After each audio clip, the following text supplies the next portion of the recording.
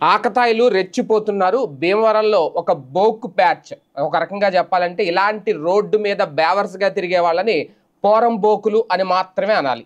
వీళ్ళు వెళ్ళిపోతున్న వాళ్ళని కెలుగుతారు. వీళ్ళే బ్లేడ్ బ్యాచ్ అవుతారు, వీళ్ళే చైన్ స్నాచింగ్లు చేస్తారు.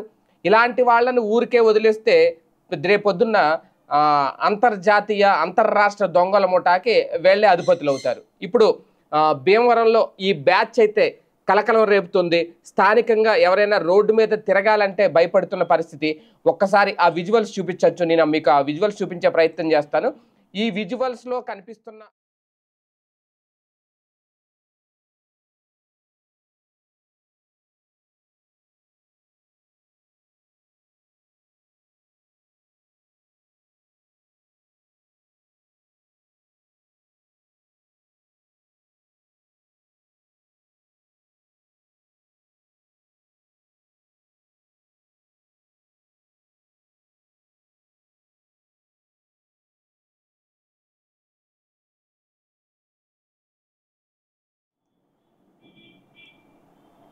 స్థానికులు అడ్డుకున్నారు వీళ్ళని. స్థానికులు అడ్డుకొని ఆ కాలేజ్ బస్సు ఏదైతే ఉందో అక్కడ క్లియర్గా కనిపిస్తోంది విజువల్లో. నారాయణ కాలేజ్ బస్సులో విద్యార్థులు వాళ్ళ మానాన్ని వెళ్ళిపోతున్నారు.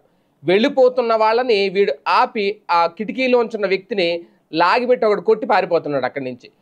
సో కొంతమంది విద్యార్థులు వెళ్ళి అడిగారు, ఎందుకు కొట్టావంటే మళ్ళీ వాళ్ళ మీద దాడి చేస్తున్నారు. అక్కడ మీరు క్లియర్గా చూడొచ్చు, ఆ విజువల్స్లో కనిపిస్తోంది. వెళ్ళిపోతున్న వాడిని ఆపి పిలిచి పక్కకు పిలిచి మరి కొట్టే ప్రయత్నం అయితే చేస్తున్నారు. అక్కడ చాలా స్పష్టంగా కనిపిస్తోంది.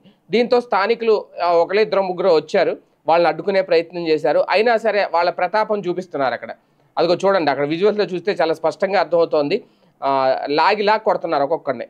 మొత్తం వాళ్ళిద్దరూ కూడా కాలేజ్ స్టూడెంట్స్. వాళ్ళు ఎంత డీసెంట్గా ఉన్నారో వీళ్ళు ఎంత బోకుల్లా ఉన్నారో చూస్తే అర్థమవుతుంది. ఇమీడియట్గా ఈ ఫుటేజ్ ఆధారంగా పోలీసులు అయితే ప్రస్తుతానికి ఇంకా నేను ఈ వీడియో టెలికాస్ట్ చేసే సమయానికైతే ఎలాంటి చర్యలు తీసుకోలేదు. మొత్తం ఇది భీమవరమే కాదు, మొత్తం ఆంధ్రప్రదేశ్ అంతా సర్క్యులేట్ అవుతుంది ఈ విజువల్స్. కానీ ఇంకా కనీసం పోలీసులు యాక్షన్ తీసుకోలేదు.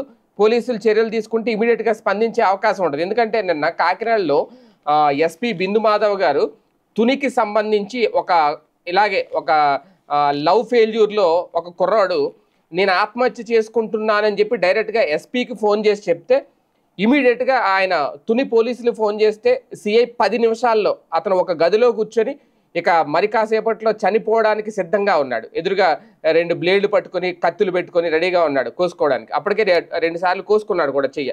ఇమీడియట్గా పోలీసులు వెళ్ళారు. ఆ నెంబర్ ఆధారంగా ట్రాక్ చేసి అతను చనిపోకుండా కాపాడారు. తనని హాస్పిటల్కి తీసుకెళ్లి చేర్పించారు. అంటే కేవలం ఒక 10 నిమిషాలు ఇదంతా జరిగింది. అంటే పోలీసులు తలుచుకుంటే పట్టుకోవచ్చు. ఇక్కడ సీసీ ఫుటేజ్ ఆధారంగా చాలా స్పష్టంగా కనిపిస్తున్నాయి విజువల్స్లో. వీళ్ళు ఏం చేస్తున్నారు, ఏంటి, రోడ్డు మీద ఎలాంటి దారుణాలకు పాల్పడుతున్నారు అనేది. ఇలాంటి వాళ్ళని వదిలేస్తే చాలా ప్రమాదం. అసలు భీమవరంలోనే కాదు, వాళ్ళు ఈరోజు భీమవరంలో ఉన్నారు, రేపు ఏ ఊర్లో ఉంటారో తెలియదు. మొత్తం గుంపుగా ఒక 10 మంది ఏదో రౌడీల్లాగా పట్టపగలది నడు రోడ్డు మీద ఒక సినిమాల్లో రౌడీలు తిరిగినట్టు తిరుగుతున్నారు. మరి వీళ్ళ గంజాయి బ్యాచా, గంజాయి తాగేసి ఇలాంటి వీరంగం చేస్తున్నారా, మద్యం మత్తులో ఉన్నారా, కారణాలు అయితే తెలియదు. సీసీ ఫుటేజ్ 2-3 సీసీ కెమెరాల్లో రికార్డ్ అయిన విజువల్స్ అయితే బయటకు వచ్చినాయి. వీళ్ళు ఏం చేశారు ఏంటి అనేది. ఓన్లీ అక్కడ స్కూల్ విద్యార్థులను టార్గెట్ చేశారనేది ఒకటి మనకి ఈ విజువల్స్లో కనిపిస్తుంది. లేదు, సాధారణ వ్యక్తులు కూడా టార్గెట్ చేయొచ్చు. ఇలాంటి అరాచకాలు ఈ వయసులోనే వీళ్ళు ఎలా చెలరేగిపోతూ ఉంటే వీళ్ళని ఇప్పుడే కనుక కట్టడి చేయకపోతే భవిష్యత్తులో చాలా ప్రమాదం. భీమవరంలో ఇప్పుడు ఇది స్థానికంగా కలకలం రేపుతోంది ఈ ఘటన అయితే. మరి పోలీసులు ఎలాంటి యాక్షన్ తీసుకుంటారో చూద్దాం.